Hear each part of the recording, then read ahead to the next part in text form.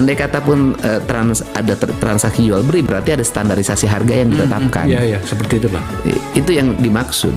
Sehingga di aspek beras ini harus ada tingkatan beras dong.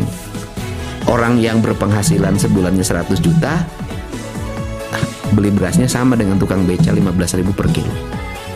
Bahkan sampai pada tahapan itu, kesetaraan itu ya. Iya, ya artinya yang terjadi hari ini kan seperti itu.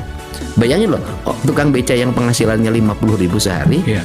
beli berasnya sama dengan orang yang penghasilannya 200 juta per bulan atau 500 juta per bulan. Kan ada ketidakadilan. Harusnya kelasnya beda dong. Iya. Bulog itu memberikan beras bagi mereka yang berpenghasilan sekian karena negara melindungi.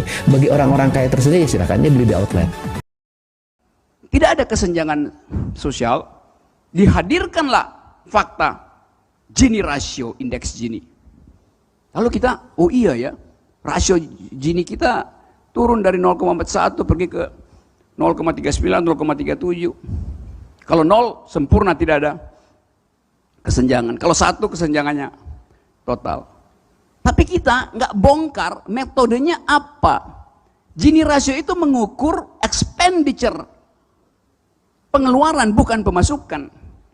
Kalau saya bilang tadi saya hobinya naik gunung, maka konsumsi saya sedikit.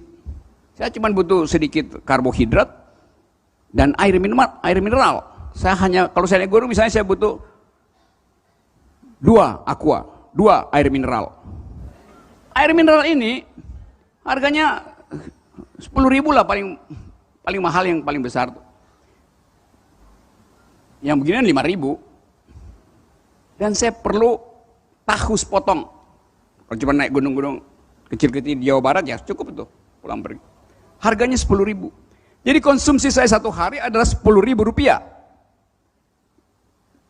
Saya nggak mau gendut, supaya bisa naik gunung saya hemat karbohidrat. Mahasiswa saya konsumsinya juga 10.000 rupiah.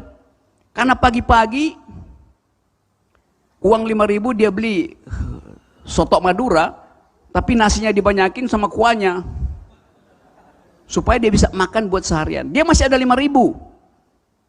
Apa dia beli makan siang dan malam? Nggak cukup uang itu. Dia beli promah supaya nggak sakit mah. Jadi saya dan mahasiswa saya pengeluarannya adalah 10.000 rupiah. Ada orang yang menguasai 500.000 hektar tanah untuk ditanami lahan sawit Indonesia. Pengeluaran dia sehari juga cuma 10.000. Karena dokter cuma suruh dia minum vitamin C dosis tinggi karena dia banyak penyakit, jangan makan apa-apa lagi. Kalau petugas statistik datang, dia tanya, Pak Rocky, berapa pengeluaran Anda? 10.000 rupiah Pak. Datang ke mahasiswa, berapa pengeluaranmu? Di 10.000 rupiah juga. Datang ke pengusaha tadi, berapa? 10.000 rupiah juga. Padahal dia lagi membiayai sebuah partai cengeng. Kita bertiga pengeluarannya 10.000 rupiah. Begitu diindeks 0, artinya tidak ada kesenjangan antara saya dan dia bertiga, kita bertiga. Kan itu penipuan kan? Karena pemerintah nggak punya data tentang penghasilan. Yang ada adalah kesenjangan yang justru dihitung oleh internasional, bahwa sekian 40 orang Indonesia menguasai 80% kekayaan. Itu tidak ditampilkan adalah Gini rasio. Kan itu namanya penipuan buat ibu-ibu juga. Harus mampu menjelaskan itu ke konstituen. Jadi yang dipamerkan selebihnya adalah pencitraan jalan tol.